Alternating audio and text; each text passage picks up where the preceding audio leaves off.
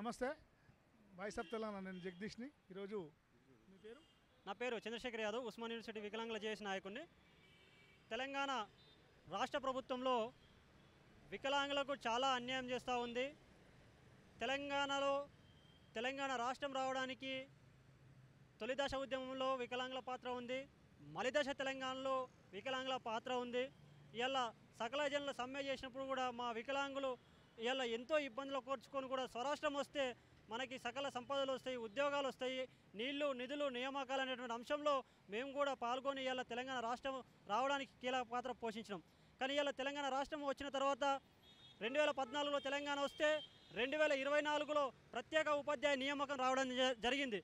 ప్రత్యేక ఉపాధ్యాయ నియామకం ఎట్లా వచ్చిందంటే అసలు 18,000 మంది పిల్లలకి 1,523 పోస్టులు ప్రత్యేక నియామకం కేటాయించాలని చెప్పేసి Rajneesh Kumar versus Union of India judgment ప్రకారం వచ్చినటువంటి పోస్టులు ఇది మొట్టమొదటిసారిగా వచ్చింది. ఈ యొక్క పోస్టులని 100% ఫుల్ఫిల్ చేయకుండా ఇలా ప్రైమరీ స్కూల్లో చెప్పేటువంటి వాళ్ళకి 100% ఫుల్ఫిల్ చేశారు. అంటే ప్రైమరీ స్కూల్ 1వ తరగతి నుంచి 5వ తరగతి వాళ్ళకి చెప్పే వాళ్ళకి 100% రిక్రూట్మెంట్ చేశారు. అక్కడ ప్రైమరీ స్కూల్ వరకు నాణ్యమైన విద్య అందుతుంది.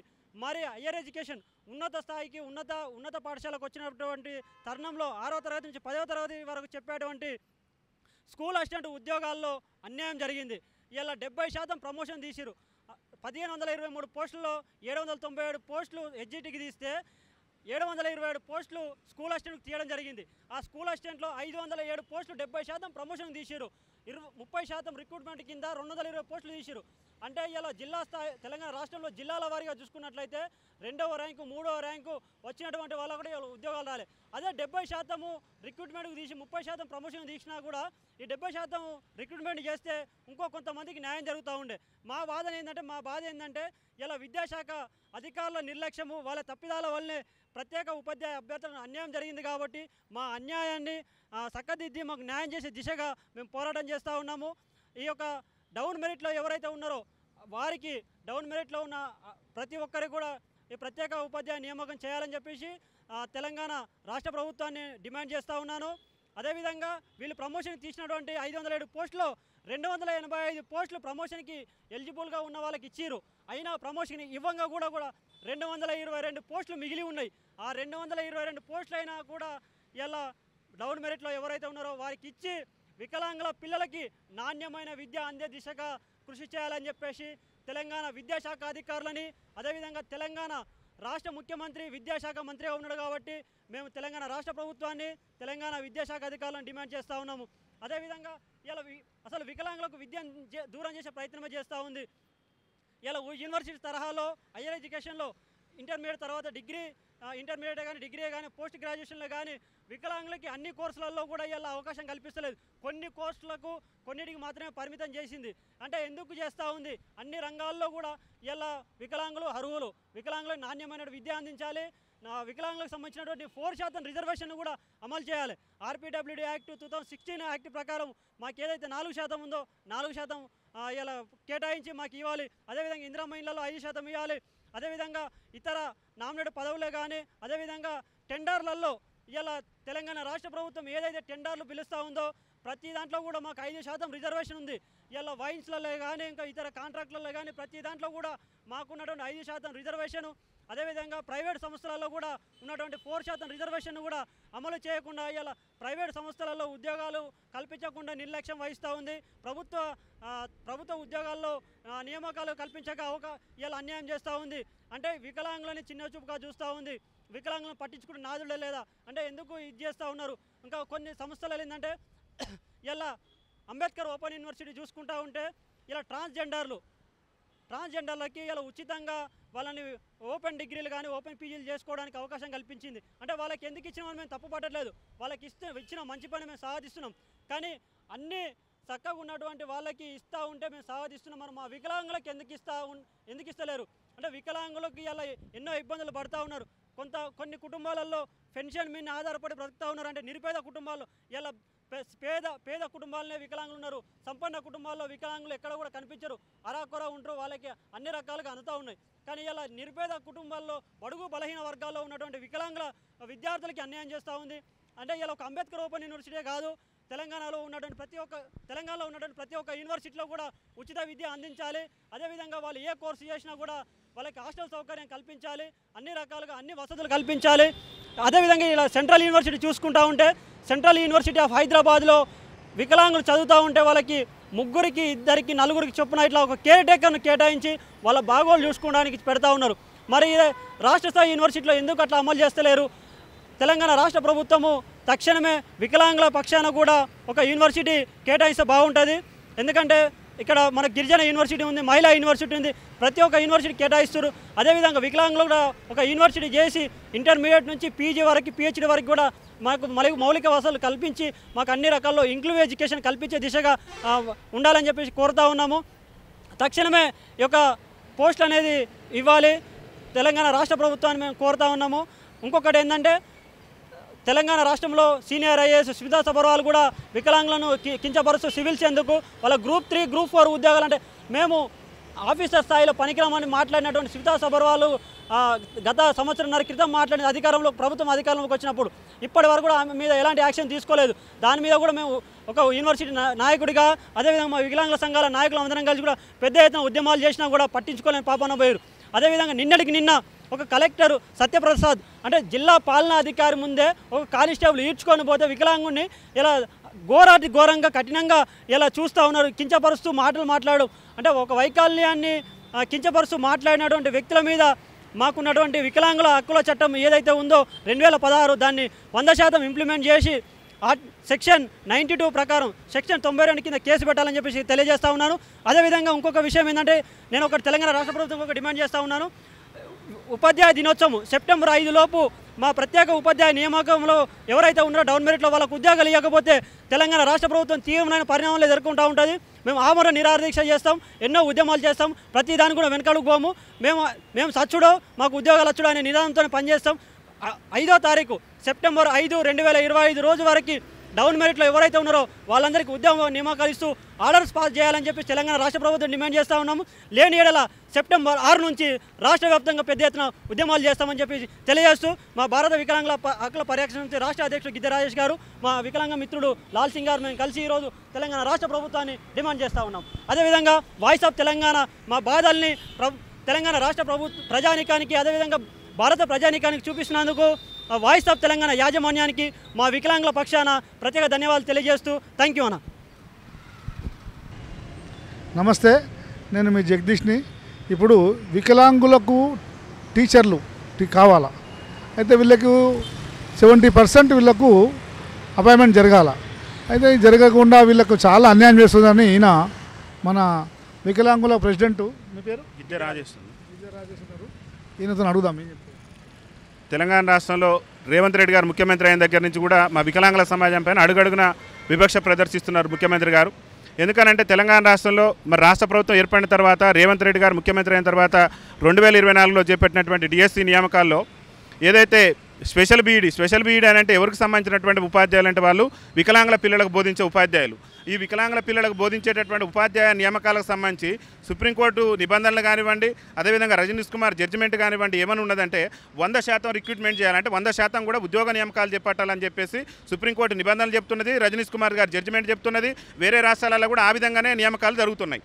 ఉదాహరణ మన పక్కన ఉన్నటువంటి ఆంధ్రప్రదేశ్ రాష్ట్రంలో కూడా 100%, 70% అక్కడ రిక్రూట్మెంట్ చేశారు, 30% ప్రమోషన్లకు ఇచ్చారు. కానీ మన తెలంగాణ రాష్ట్రంలో రాష్ట్ర ముఖ్యమంత్రి రేవంత్ రెడ్డి గారు ఏం చేసిందంటే 70% ప్రమోషన్లకు ఇచ్చి 30% రిక్రూట్మెంట్ చేసిండు.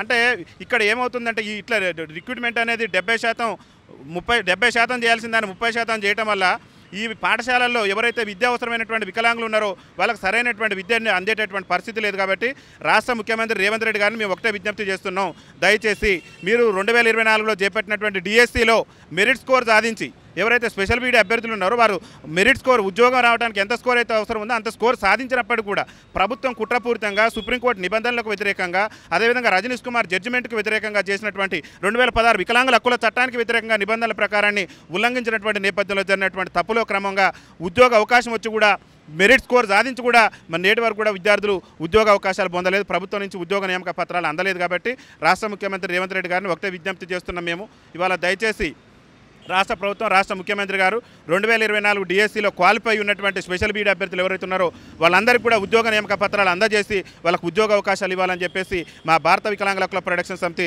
తెలంగాణ రాష్ట్ర కమిటీ పక్షాన రాష్ట్ర ముఖ్యమంత్రి రేవంత్ రెడ్డి గారికి విజ్ఞప్తి చేస్తున్నాం. అదేవిధంగా తెలంగాణ రాష్ట్రంలో వికలాంగుల సమాజానికి సంబంధించి ఇవాళ వికలాంగుల సమాజం మీద దాడులు రోజు కూడా దాడులు పెరిగిపోతున్నాయి. ఇవాళ సాక్షాత్తు ఒక జిల్లా కలెక్టర్ ముందు జగిత్యాల జిల్లాలో ఒక దారుణమైనటువంటి ఘటన.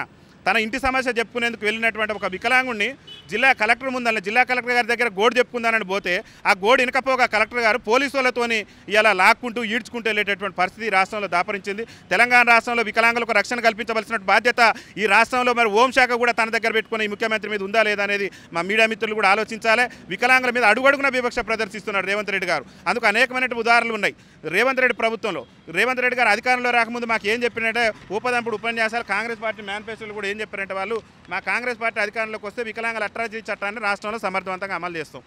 తెలంగాణ రాష్ట్రంలో కాంగ్రెస్ పార్టీ అధికారంలోకి వస్తే వికలాంగుల అట్రాసిటీ చట్టాన్ని అమలు చేస్తాం కాబట్టి మీరు అందరూ మాకు ఓట్లు వేయండి అన్నారు. సరే నమ్మి ఓట్లు వేస్తే ఇవాళ ఏం చేసినాడు మమ్మల్ని నట్టేయడం ఉంచుతున్నాడు. వికలాంగుల హక్కుల చట్టాన్ని సమర్థవంతంగా అమలు చేస్తామని చెప్పినటువంటి రాష్ట్ర ముఖ్యమంత్రి రేవంత్ రెడ్డి గారు 2016 మరి వికలాంగుల హక్కుల చట్టాన్ని ఉల్లంఘించి వికలాంగులు సివిల్స్ పనికిరారు, దానికి పనికిరారు, దీనికి పనికిరారు అని చెప్పేసి మా వికలాంగుల సమాజాన్ని కించపరిచే విధంగా వ్యాఖ్యలు చేసినటువంటి రేవంత్ రెడ్డి ప్రభుత్వంలో సీనియర్ ఐఏఎస్ అధికారి ఉన్నటువంటి శ్వేతా సబర్వాల్ మీద మరి ఎందుకు వికలాంగుల హక్కుల చట్టం కింద కేసు నమోదు చేయలేదు? ఎందుకు ఆమె మీద నెట్వర్క్ యాక్షన్ తీసుకోలేదు? ఈ రాష్ట్ర ముఖ్యమంత్రి గారు సమాధానం చెప్పాలి. ఇవాళ జగిత్యాలలో జరిగినటువంటి ఘటన ఏదైతుందో నిన్న జగిత్యాల ఘటన మీద రాష్ట్ర ముఖ్యమంత్రి స్పందించాలి. దాని మీద రాష్ట్ర ముఖ్యమంత్రి గారు మాట్లాడాలి. ఇలా మా అడ్లూరు లక్ష్మణ్ గారు చెప్తున్నారు వికలాంగుల సంక్షేమ శాఖ మంత్రి ఆ వికలాంగుని కలవండి, పరామర్శించండి అని ఆర్డీఓలకు ఆదేశాలు ఇస్తారట. అంటే వికలాంగుని కించపరిచి వికలాంగుల హక్కుల చట్టాన్ని ఉల్లంఘించిన జగిత్యాల జిల్లా కలెక్టర్ను సస్పెండ్ చేయించే బాధ్యత మీ మీద లేదా? అడ్లూరు లక్ష్మణ్ గారిని మేము ప్రశ్నిస్తున్న భారత వికలాంగుల హక్కుల ప్రొటెక్షన్ సమితి రాష్ట్ర కమిటీ పక్షాన మేము రాష్ట్ర మంత్రి వికలాంగుల మంత్రి ప్రశ్నిస్తున్నాం. వికలాంగుని కించపరిచే విధంగా కళ్ళ ముందల్ల వికలాంగుని పోలీసు ఆయన లాక్కుంటా పోతుంటే చూసినటువంటి కలెక్టర్ స్పందించలేదంటే వికలాంగుల పట్ల వివక్ష ప్రదర్శించినట్టు స్పష్టంగా కనపడుతుంది కదా. అందుకని మేము ఒకటే కోరుతున్నాం, జగిత్యాల జిల్లా కలెక్టర్ మీద వికలాంగుల హక్కుల చట్టం కింద కేసు నమోదు చేయాలి. తక్షణమే ఆయన ఉద్యోగం నుంచి సస్పెండ్ చేసే విధంగా రేవంత్ రెడ్డి ప్రభుత్వం చర్యలు తీసుకోవాలని చెప్పేసి మా వికలాంగుల సమాజం పక్షాన్ని మేము విజ్ఞప్తి చేస్తున్నాం. అదేవిధంగా పోలీసు వాళ్ళు అంటే ఎవరండి? పోలీసు వాళ్ళు రక్షణ కల్పించాలి. వికలాంగులు అంటే ఇంకా వైకల్యంతో బాధపడే వాళ్ళం మాకు స్పెషల్గా రక్షణ ఇచ్చేటట్టు ప్రభుత్వం ఉండాలి, పోలీసు యంత్రాంగం ఉండాలి. పోలీసులు మమ్మల్ని వీడ్చుకెళ్తే మా బతుకులు అంటే తెలంగాణ రాష్ట్రంలో వికలాంగులకు రక్షణ లేదా? వికలాంగుల మీద పోలీసు వాళ్ళు దాడులు చేస్తారా? వికలాంగ సమస్యలు చెప్పుకుందానని గోడు చెప్పుకుందానని చెప్పేసి ప్రజాపాలనకు వస్తే ప్రజాపాలనని గొప్పలు చెప్పుకుంటే ఈ రాష్ట్ర ముఖ్యమంత్రి ప్రజాపాలనలో వికలాంగులు వీడ్చుకోలేమని చెప్పిండు. పోలీసు వాళ్ళకి ఆదేశాలు ఇచ్చిండు ఈ రాష్ట్ర ముఖ్యమంత్రి గారు. అందుకని అడుగుతున్నాం మేము, జగిత్యాల జిల్లాలో వికలాంగులు ఈడ్చుకెళ్ళినటువంటి పోలీస్ కానిస్టేబుల్ వెంటనే సస్పెండ్ చేయాలి. అదేవిధంగా జిల్లా కలెక్టర్ గారి మీద ఈ కానిస్టేబుల్ మీద కూడా వికలాంగుల హక్కుల చట్టం కింద కేసు నమోదు చేసి వారి మీద చట్టపరమైనటువంటి చర్యలు తీసుకోవాలని చెప్పేసి మేము రాష్ట్ర ప్రభుత్వాన్ని డిమాండ్ చేస్తున్నాం. అదేవిధంగా తెలంగాణ రాష్ట్రంలో రేవంత్ రెడ్డి గారు చెప్తున్నాడు త్వరలోనే మేము పంచాయతీ ఎన్నికలు నిర్వహిస్తాం తెలంగాణ రాష్ట్రంలో అని చెప్తున్నాడు. రేవంత్ రెడ్డి గారి ప్రభుత్వం ఒకటే చెప్తున్నాం, తెలంగాణ రాష్ట్రంలో వికలాంగులకు జనాభా తమాషా ప్రకారం గ్రామ పంచాయతీ నుంచి మొదలు పెడితే పార్లమెంట్ వరకు కూడా రాజకీయ రిజర్వేషన్ కల్పించిన తర్వాతనే ఈ రాష్ట్రంలో పంచాయతీ ఎన్నికలు నిర్వహించాలి. ఇవాళ బీసీలకు సంబంధించి మీరు బీసీ రిజర్వేషన్ సంబంధించి మాట్లాడుతున్నారు, అది సంతోషమే. బీసీల రిజర్వేషన్ ఇవ్వడానికి వికలాంగుల సమాజం కూడా స్వాగతిస్తుంది. కానీ స్వతంత్రం వచ్చిన 78 ఏళ్ల నుంచి కూడా రాజ్యాధికారానికి దూరమే, చట్టసభలలో మా సమస్యలే చర్చకు రాకుండా ఇవాళ నేటి వరకు కూడా వికలాంగుల జీవితాలు ఇలా మెరుగుపడకుండా తెలంగాణ రాష్ట్ర ఉద్యమంలో మా వికలాంగుల పాత్ర అనిర్వచనీయం. వైకల్యాన్ని సైతం కూడా తెలంగాణ రాష్ట్ర ఉద్యమంలో మేము పాల్గొని ఉద్యమం చేస్తే నేటి వరకు కూడా తెలంగాణ రాష్ట్రం ఏర్పడిన కాంచి ఇంతవరకు కూడా వికలాంగుల బ్యాక్లాగ్ ఉద్యోగాలు భర్తీ లేదన్న. ఆ ఉద్యోగాల భర్తీ మీద కూడా రాష్ట్ర ప్రభుత్వం నోటిఫికేషన్ విడుదల చేయలేదు. కేసీఆర్ నియామకాలు చేయలేదు, మేము వచ్చి నియామకాలు చేస్తామని రేవంత్ రెడ్డి మేనిఫెస్టోలో పెట్టిండు. మరి ఇంతవరకు వికలాంగుల బ్యాక్లాగ్ ఉద్యోగాల నియామకాలు ఎందుకు భర్తీ చేయలేదో రేవంత్ రెడ్డి గారు సమాధానం చెప్పాలి. అడుగడుగున వివక్ష ప్రదర్శిస్తున్నాడు. రేవంత్ రెడ్డి గారు చెప్పిన ఆర్టీసీలో మా కాంగ్రెస్ పార్టీ అధికారంలోకి వస్తే వాళ్ళ అభయాశ్రయ మేనిఫెస్టోలో 29 అంశాలు కాంగ్రెస్ పార్టీ అధికారంలోకి వస్తే ఆర్టీసీలో వికలాంగులకు 100% ఉచిత రవాణా సౌకర్యం కల్పిస్తున్నారని చెప్పిండు. ఇవాళ మహిళలకు ఉచిత రవాణా సౌకర్యం కల్పించిన ఈ రాష్ట్ర ముఖ్యమంత్రి రేవంత్ రెడ్డి గారు వికలాంగుల పట్ల కక్ష సాధింపు వివక్ష ఉంది కాబట్టి నువ్వు నేటి వరకు ఉచిత రవాణా సౌకర్యం కల్పించలే. ఎన్టీ రామారావు గారు ముఖ్యమంత్రికి ఉన్నప్పటి నుంచి మాకు ఆఫ్ ఛార్జీ ఉన్నది, అరే మహిళలకు ఆఫ్ ఛార్జీ కూడా లేదు, వాళ్ళకి ఇలా ఉచితం ఇస్తానన్నావు, 6 గ్యారెంటీల భాగంగా ఇచ్చినావు, కానీ మాకు కూడా ఇస్తానన్నావు కదా. మరి మాకు ఇస్తానన్నాడు, మాకెందుకు ఎప్పటి నుంచో ఎన్టీ రామారావు ప్రభుత్వం నుంచి ఆఫ్ ఛార్జ్ ఉన్న వాళ్ళకేమో ఫ్రీ చేయడం నీకు చేత కాకుండా సకలాంగులకు ఇచ్చిన సంతోషం మా మహిళా అక్కలకు మా మహిళా చెల్లెలకు ఇచ్చిన సంతోషపడుతున్నారు రేవంత్ రెడ్డి గారు. కానీ అంతకంటే వివక్షకు గురైనటువంటి సామాజిక వర్గం వికలాంగుల సామాజిక వర్గం చాలని పింఛన్లతో దుర్భర జీవిత బతుకు జీవుడా అంటూ కాలం వెళ్ళదీస్తున్నారు రేవంత్ రెడ్డి గారు ఈ రాష్ట్రంలో. మేము దయచేసి వికలాంగులకు మీ కాంగ్రెస్ పార్టీ ఎన్నికల మేనిఫెస్టోలో చెప్పిన విధంగా ఆర్టీసీలో 100% ఉచిత రవాణా సౌకర్యం కల్పించాలి. ఇంకొక ప్రధాన డిమాండ్ కూడా రాష్ట్ర ప్రభుత్వాన్ని మేము విజ్ఞప్తి చేస్తున్నాం, ఒక్క ఆర్టీసీ బస్సులలో కూడా డీలక్స్ బస్సు మా మాకు అదేవిధంగా పల్లె వెలుగులో మాత్రమే పాసును ఎలో చేస్తున్నారు. సూపర్ లగ్జరీ గరుడ అన్ని బస్సులలో కూడా వికలాంగులకు ఉచిత రవాణా సౌకర్యం కల్పించే విధంగా రాష్ట్ర ప్రభుత్వం చర్యలు తీసుకోవాలని చెప్పేసి రాష్ట్ర ముఖ్యమంత్రి రేవంత్ రెడ్డి గారిని మేము విజ్ఞప్తి చేస్తున్నాం. అదేవిధంగా ఆర్టీసీ సంబంధించి సత్యనారాయణ గారిని కూడా ఒకటే ప్రధానంగా విజ్ఞప్తి చేస్తున్నాం. ఈ ఆర్టీసీ మంత్రి రవాణా శాఖ మంత్రి పొన్నం ప్రభాకర్ గారికి అనేక సందర్భాల్లో చెప్పినాం, అయా మీరు ఇచ్చిన ఈ ఉచిత రవాణా సౌకర్యం వల్ల మా వికలాంగులకు ఉన్న సీట్లలో కూడా వికలాంగులు కూర్చొనివ్వట్లేదు, వికలాంగుల మీద దాడులు పెరిగిపోతున్నాయి, ఆర్టీసీ బస్సు ఎక్కుదానంటే మా గుండెలో రైలు పరిగెడుతున్నాయని చెప్పి చీరలు కట్టి రాష్ట్ర ప్రభుత్వాన్ని నిరసన తెలిపినాం. చీరలు కట్టుకొని రాష్ట్ర ముఖ్యమంత్రి నిరసన తెలిపినాం. అయినా ప్రభుత్వం నుంచి స్పందన లేదు. పొన్నం ప్రభాకర్ గారు రవాణా శాఖ మంత్రి అని గొప్పలు చెప్పుకుంటాడు, పేపర్లలో ప్రకటనలు ఇచ్చుకుంటాడు, కానీ మా వికలాంగుల కోడి పొన్నం ప్రభాకర్ గారి బట్టదా?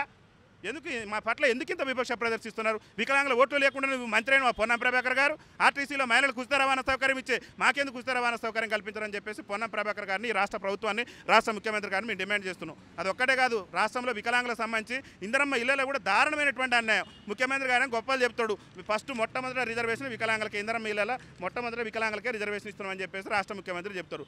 ఏ గ్రామంలో చూసుకున్నా నేటి వరకు కూడా ఇప్పుడు నిర్మించినటువంటి ఇందిరమ్మ ఇళ్లలో కూడా 5% రిజర్వేషన్ ఎక్కడ కూడా అమలు కాలేదు. ఇల్లు రాక మా వికలాంగులు ఇబ్బంది పడుతున్నారు. రాష్ట్ర ప్రభుత్వానికి రాష్ట్ర ముఖ్యమంత్రి గారికి ఒకటే విజ్ఞప్తి చేస్తున్నా, 5% కాదు, ఏ గ్రామంలో అయితే పింఛన్ తీసుకునేటటువంటి ఆసరా పింఛన్ వచ్చే ప్రతి ఒక్క వికలాంగుని కూడా ఇందిరమ్మ ఇల్లు కట్టిన తర్వాతనే సకలాంగుని గురించి ఆలోచన చేయాలి. ఇల్లు వాకిలు కూడా లేకుండా వికలాంగుల సమాజం ఇబ్బందులు పడుతుంది కాబట్టి అవిడితానంతో బాధపడే మాకు ఆ ఇందిరమ్మ ఇల్లు నిర్మించి ప్రభుత్వం ఆదుకోవాలని చెప్పేసి రాష్ట్ర ప్రభుత్వాన్ని రాష్ట్ర ముఖ్యమంత్రి గారికి విజ్ఞప్తి చేస్తున్నాం. దయచేసి ఇందిరమ్మ ఇళ్లలో 100% వికలాంగులు కట్టిన తర్వాత ఈ రాష్ట్రంలో ఇందిరమ్మ ఇల్లు వేరే వాళ్ళకి కట్టే విధంగా రాష్ట్ర ప్రభుత్వం చర్యలు తీసుకోవాలని చెప్పేసి మేము విజ్ఞప్తి చేస్తూ, ముఖ్యంగా ఈరోజు తెలంగాణ రాష్ట్ర విద్యాశాఖ డైరెక్టర్ అయినటువంటి నవీన్ నికోలస్ గారిని కలిసిన ప్రధాన ఉద్దేశం కూడా, వారు కూడా విద్యాశాఖకు సంబంధించి కేంద్ర విద్యాశాఖ కమిషనర్లో వారు డైరెక్టర్గా ఉన్నటువంటి సందర్భంలో ఏం చేశారంటే, వారు కూడా ఈ ప్రత్యేక అవసరాలు ఉన్నటువంటి పిల్లలకు టీచర్లు కంపల్సరీ ఉండాల్సిందే, అది హై స్కూల్ కానీ ప్రైమరీ స్కూల్లో కానీ కంపల్సరీ ప్రతి గ్రామంలో కూడా మరి ప్రాథమిక పాఠశాలలో ఉన్నత పాఠశాలలో 2 టీచర్లు కంపల్సరీ ఉండాలని చెప్పేసి నవీన్ నికోలస్ గారు కేంద్ర మంత్రిత్వ శాఖ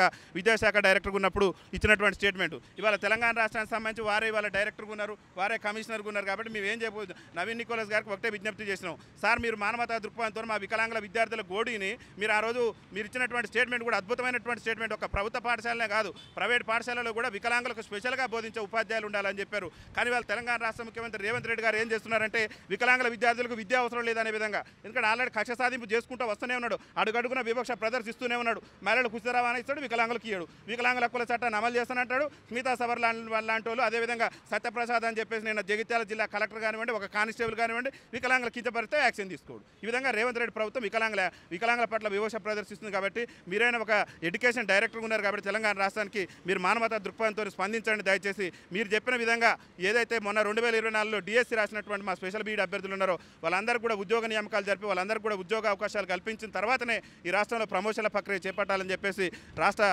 విద్యాశాఖ డైరెక్టర్ అయినటువంటి నవీన్ నికోలస్ గారికి మేము వినతి పత్రం రూపంలో సమర్పించడం జరిగింది. వారు కూడా సానుకూలంగా స్పందించారు. ప్రభుత్వం దృష్టికి సమస్య తీసుకెళ్తానన్నందుకు వారికి కూడా మా భారత వికలాంగుల హక్కుల పరిరక్షణ సమితి రాష్ట్ర కమిటీ పక్షాన మేము ప్రత్యేకంగా ధన్యవాదాలు తెలియజేస్తున్నాం. థ్యాంక్ యూ అండి. నమస్తే. వికలాంగులకు ప్రభుత్వము ఒక మానవతా దృక్పథంతో వాళ్ళకు అన్ని రకాలుగా సహాయం చేస్తామని ఎన్నికల ముందు చెప్పినారు. కానీ ఇప్పుడు మాత్రము చేయటం లేదని చాలా విచారకరం. వికలాంగులకు మానవతా దృక్పథం అన్ని విధాలుగా ప్రభుత్వం ఆదుకోవాలని వాయిస్ ఆఫ్ తెలంగాణ కూడా మీ యొక్క గోడును ప్రజలకు వినిపిస్తుంది. Thank you. నమస్తే. Voice of Telangana